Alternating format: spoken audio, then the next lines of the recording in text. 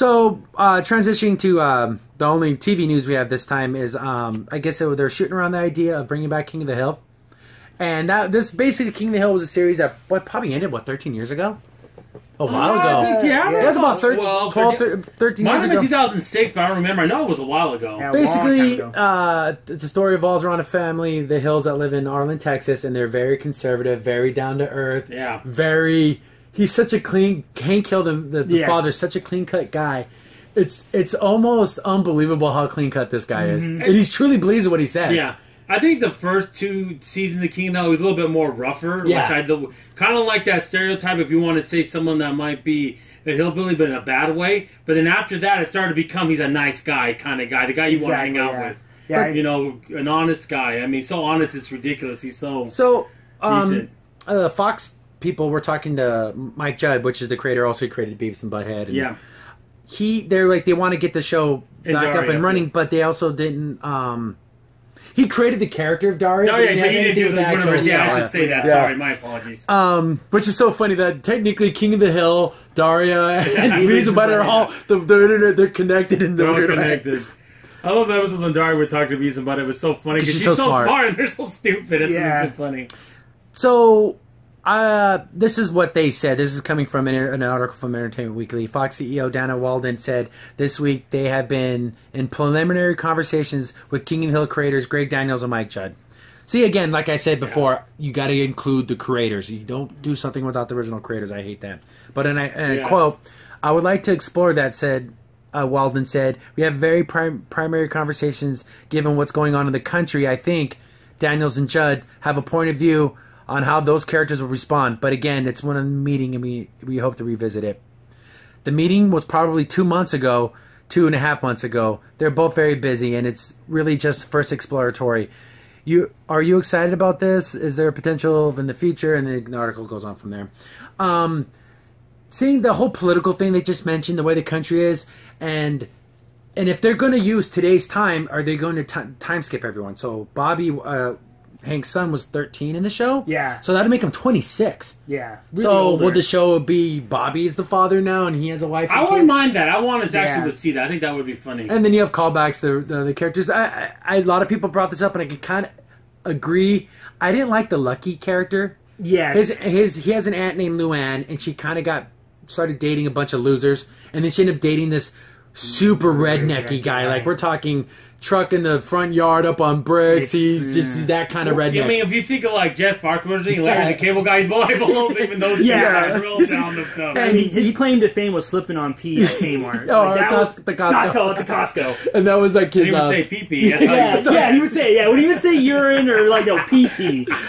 It was funny. He kind of grew on me because he honestly truly did love her. Yes, he did. But he was like almost 30-something and she was like 23 at the time. So exactly. And they end up having a kid and they end up getting married and they're happy together, but it's like, oh, this guy's such a freaking loser. And like, and Luann was just like this gorgeous kind of she was, I want to say socially stupid because she was just kind of like a dunderhead, but she wasn't dumb, like she didn't know things. Yeah. It was just that she just, I'm just a girl, kind of way. Exactly. She went to college and got an actual degree and stuff, but it's just, when you talk to her, you're just like, wow, there's not a lot going on in there. But she has a good heart, though. Yes. And the way the series ended, it kind of was a nice little, happy, soft little ending. Yes, it was. So... It was subtle. Yeah, it was very subtle, just like the whole show, which is nothing grand and crazy happened. It was just a nice, subtle little ending. So you jump... if they go with the time skip, you have Bobby is almost in his 30s. So maybe Bobby growing up with his dad, so he's a little less conservative than his father was, and then maybe his son's way more liberal, and like, I guess he can kind of explore it that way, but I don't know. And then, because then also when Bobby being raised, there was like always this contention between him and his dad about one of my most favorite jokes in the whole entire series was he had write an essay on his favorite president, and then he's talking to his dad. He's like, I have to write an essay on my favorite president. His dad just gives him a look. Okay, Ronald Reagan. He doesn't have to say anything. He just knows. He just gives him the look. Okay, Ronald Reagan. Exactly. Because Hank is so conservative. Yes, and Bobby's like loves the whole like New York lifestyle kind of, and like being that comedian he wanted to be. But I think Bobby has family values. Yes, like he likes the whole entertainment aspect of. I don't know. Again, I'm not trying to get political of liberalism, but when it comes to like family stuff, he likes having his mom and his dad and being at home, and he's still because he grew up that way, and he had a good life. Exactly, and whenever he knows his dad's a good man. Yeah, and whenever Bobby hangs out with people or older people, always says, "Hey, Mr. Gribble, Mr." Yeah. He says and another thing I love about the Rent Show, I know this is supposed to be a potential news show, but we don't know a lot of details. Yeah, we don't know the details. But the thing is about the Rent Show, I like the fact that he's a diehard Cowboy fan. Yeah. And even though if you do like the Cowboys or not, the jokes are funny. You have to admit they are funny. Oh, yeah. He's such a diehard Cowboy fan. His wife bought him an autographed picture of like the team, and he's looking. It's all signed by all the players, and even like the coaching staff. And he's looking. He's like, wait a minute. The assistant trainer is like, oh, that's not his signature. How in the world do you know what the assistant trainer for special teams is? How do you know and that? the signature of said trainer. Yeah, exactly. So it's so funny. And so they think, oh, what would these characters the view on this one? Sorry, guys, you're not going to get the view that Hollywood's going to want. They're so conservative that they didn't even want. There's an episode where they were going to teach sex education in classroom, and they were against it. That's how conservative these characters were. So I don't know what they're hoping for. Unless they want to say, oh, Hank Hill had to change his stripes, and now he's like, that would be. I would kill hate me. that. Yeah, I don't want to see that. I don't want to portray the characters. I just don't like things like that. And in the same note, I'm not just saying that the character has to be conservative because I like conservatives or I like liberals or I like this.